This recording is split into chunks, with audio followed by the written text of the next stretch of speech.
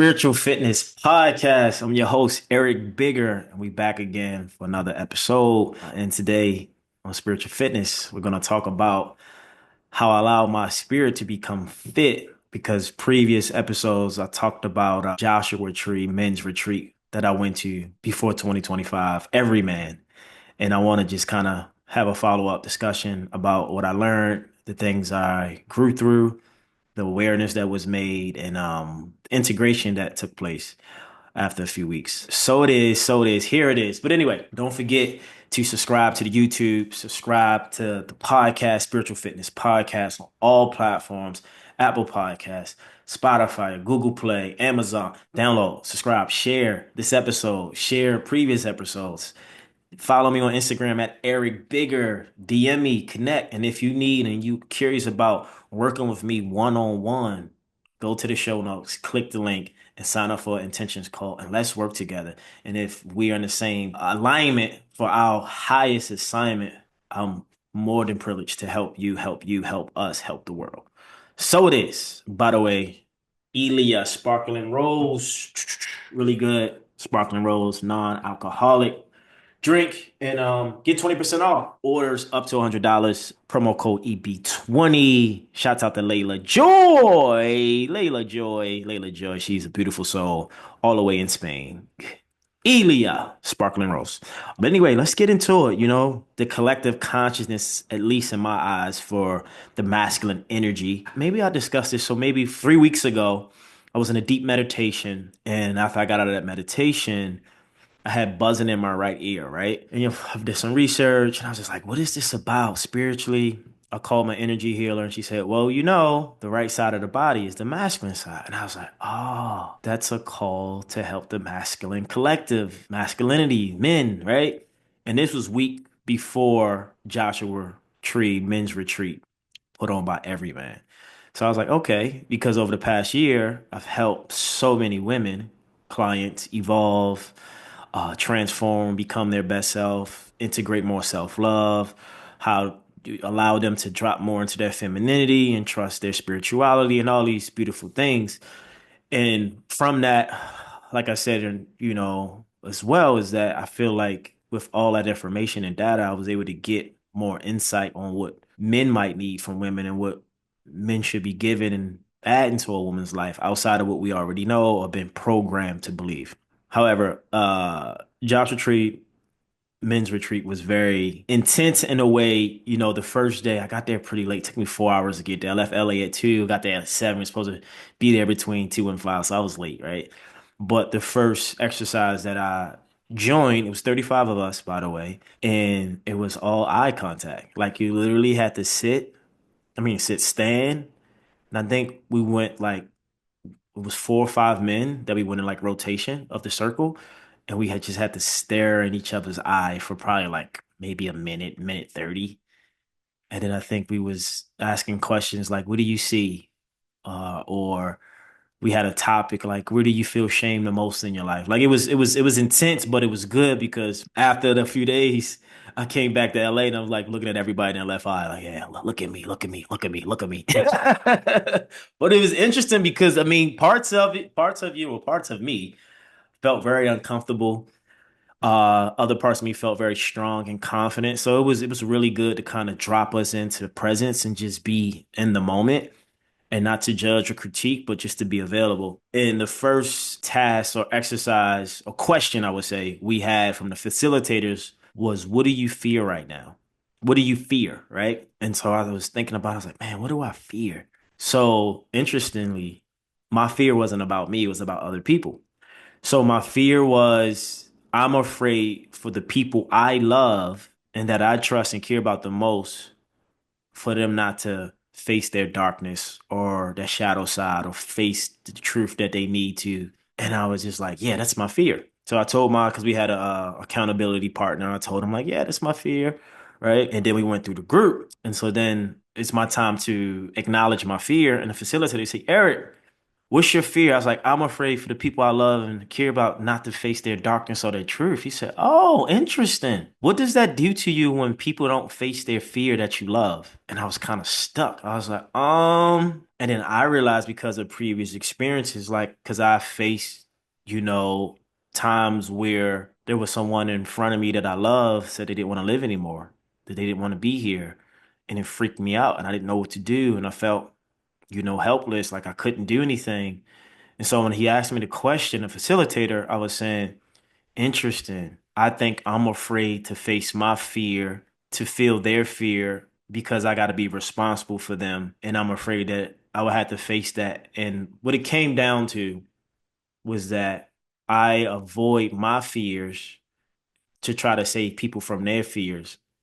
And I think in those moments that I had those very heavy experiences, I think I was projecting my fear more on them, even though I was trying to help them because I wasn't acknowledging within my body, right? Or I wasn't being aware of what I was feeling in my body because I was so in my mind trying to help remove or solve or find a solution to the problem, which it was intense.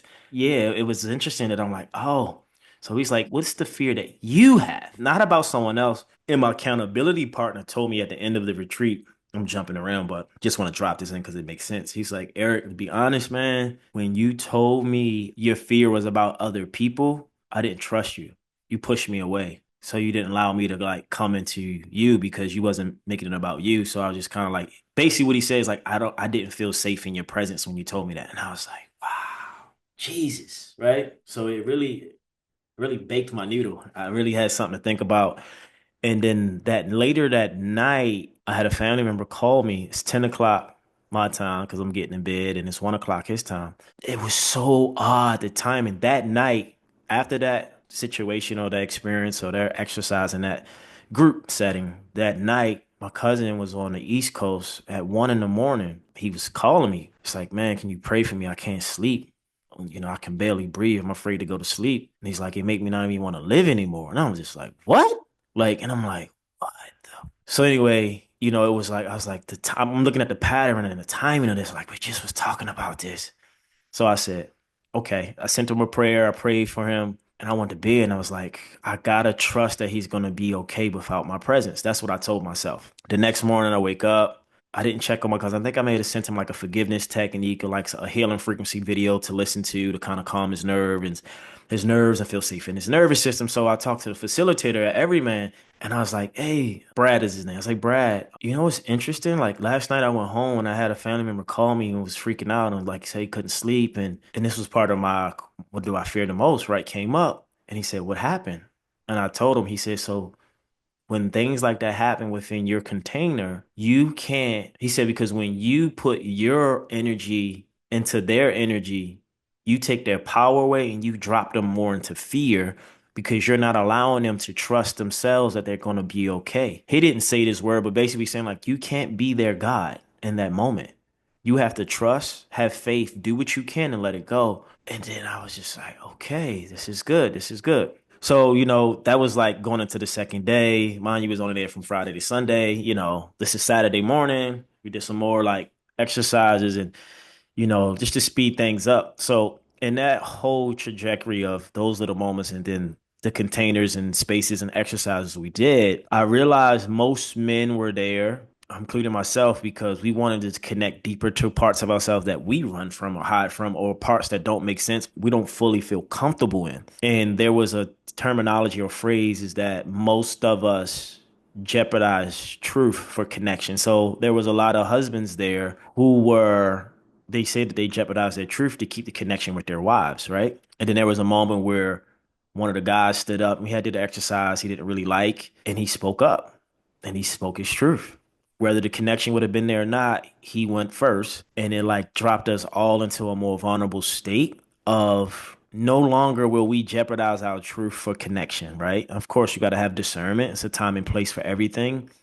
But what I'm saying is that I think most of us in the world, we won't say the truth because we want to keep a connection. But what I learned from that was that when you think you're keeping a connection and you're not saying your truth, the connection is not as strong as you think because you're not being authentic in it. So it can't be powerful the way you think because you're not speaking your truth, you're suppressing it.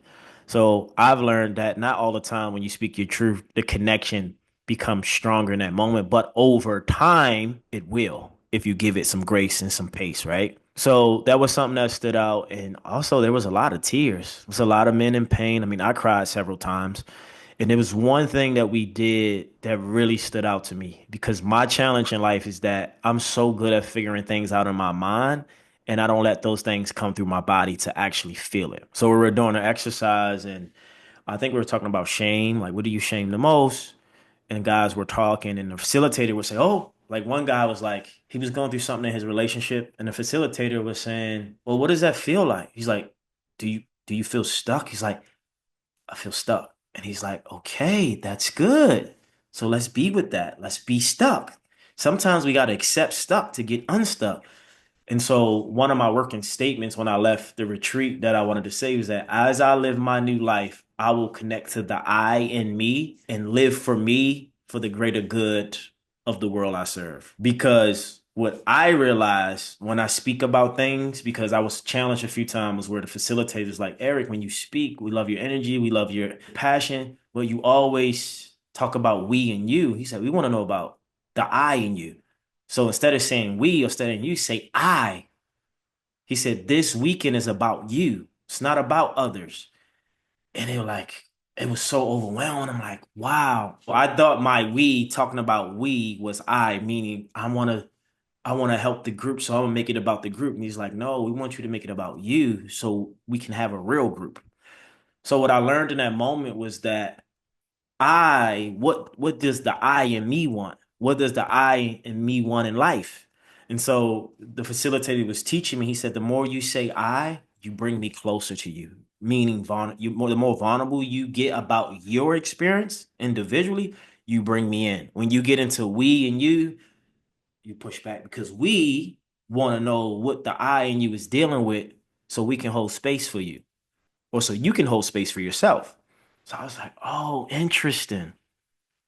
And so there was moments, and I figured out that most of my life I lived for we. I lived for people. I didn't live for myself, and I discovered that most of my life was to protect the identity of my family. So I would be a certain way, think a certain way, act a certain way, look a certain way to cover up the identity of what my family really is, right? Oh, like I didn't want people to know where I was from and how we was raised, and you're just trying to hide behind the identity that I was projecting to cover up my family. And the facilitator's like, man, that's a lot of energy, man. That's a lot of work. He's like, you strong. You put yourself, on the cross to save everybody, but you needed the most saving. Like, right? You needed help more than they need help. And I wasn't aware that I was doing. And I was like, the more I make it about the more I make it better for we. So basically, what I'm saying is, if you don't understand, is that when I talk about what I experience, I make it better for the listener who's listening. I make it better for the people who want to know more. But if I just make it about you have to do this and you and we, no, what does the I and me, what are you experiencing, Eric? So I'm really good at deflecting my truth and my feelings because I never felt safe in my feelings because when I wanted to be safe, there was no safety around. So I just kind of pushed my feelings down and just stayed in my mind and lived life. And that's how I survived. So the Joshua Tree Everyman Men's Retreat was phenomenal for three reasons. One, I identified the I that I need to live in every day. Two, I was able to process my feelings and not be afraid of them. And three, I was able to let go of what I thought I should be to make everyone happy, right? And there was two more exercises that I want to speak on. One is we did an anger ceremony. And in this anger ceremony, we were talking to the rock, right? We were talking to the rock. Well, so we had two rocks. We hiked for an hour. The person you were angry with was in the right hand. The other rock was in your left hand. So we hiked for an hour. We hiked to a spot, and then we screamed. We got angry. We talked to the rock as if say that your angry rock that you had in your right hand was your mom, your dad, your wife, whoever it was, and you're just having a conversation with The Rock as if it's that person. And so mine was a lot about like my dad and what I had anger about coming up as a child and all these things. And, people were like screaming, ah, ah, and I'm like, this is weird. I'm laughing, and I'm like, look at me. So then I find a little spot, and then I do one scream like, ah, and I'm like, okay, okay, that's weird. But then my spirit was like two more times. Then the second time I like said what I said to the Rock as if I'm talking to my dad, getting the energy out, and then I screamed again. And then at that point, I'm realizing like, all right, you're gonna hurt yourself. Can you barely talk? I screamed one more time, and it felt good. And then at the end, when you finish your 10 or 15 minutes of having a conversation with the rock, whatever that person is in your life, come over and throw your rock in the water. We're gonna leave this anger here at this mountain spot, a place we are. So I go over, and I think this Jeff is the facilitator. He looked me in my eyes. He said, "Let it rip." And I was like, "Whoa!" My whole soul jumped, and I threw the rock. But it's so interesting. The rock, like I threw it, and the rock came back like it didn't want to go there. I said, "Oh no, you won't." So I pick up the rock. I almost hit someone actually.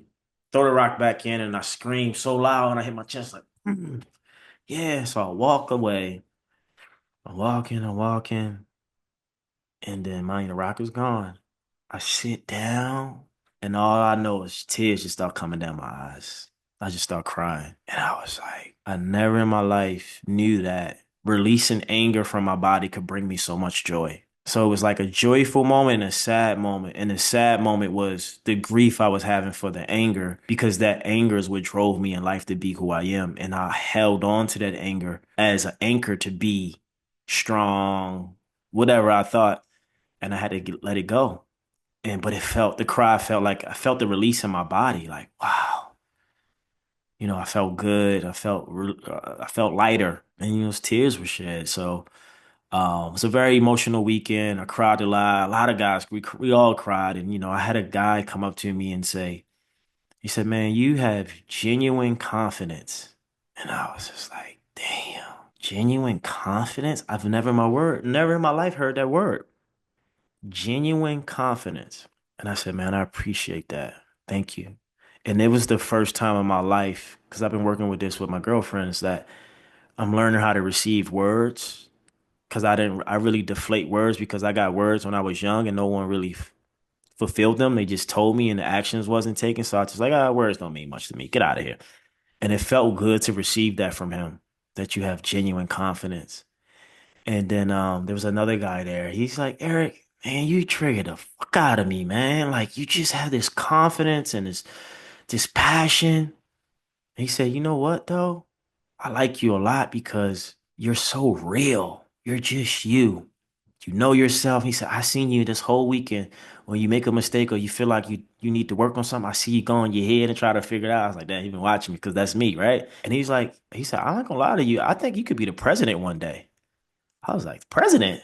He's like, yeah, bro. He's like, you're likable, you're genuine, you're authentic, you're raw, you're passionate. And I was like, what? So he don't know.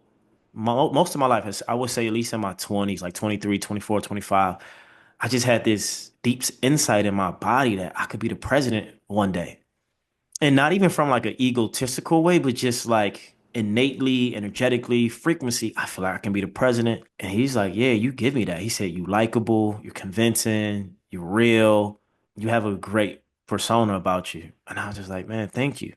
So it was really good to be in a space of men who were vulnerable, who was honest, full of integrity. And we just was letting our pain and our truth out. It's a lot of tears, a lot of deep stories of pain and sorrow, and a lot of stuff from childhood came up for everybody. So shouts out to Everyman. Shouts out to all the facilitators and all the fellas. Appreciate that time and that space because it's made me better.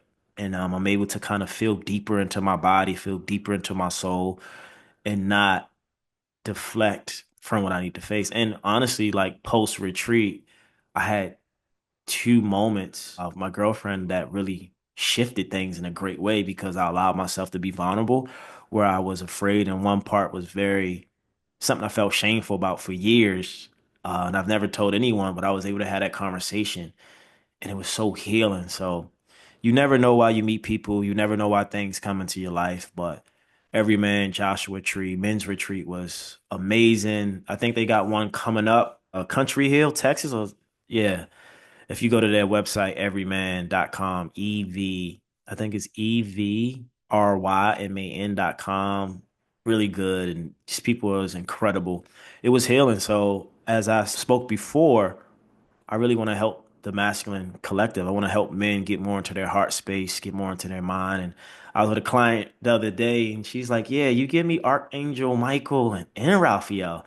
She's like, "Archangel Michael is like, he gives you confidence, he clears out negative energy, he's like the warrior."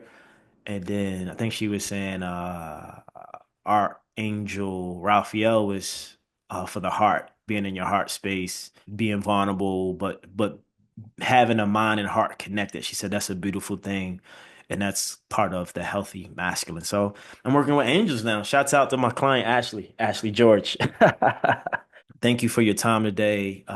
If this episode resonated with you, a man in your life, a brother, a friend, a husband, I mean, send this to him. I think, we all should be intentional about healing as men. And I want us as men, I want to get closer to my heart and my true self more and more so I can be better for life and the people I serve and the things I get to do. So it is. This was another episode. Subscribe to the podcast, subscribe to the YouTube. And if you got any questions, DM me and let's just connect. Let's continue to build rapport. 2025 is going to be a phenomenal year as we see. It's been a shedding of things as LA, we had these fires, but we will get better. We will become stronger. And together, we are better. So people tap in with your higher self. And I see you guys soon. Peace and love.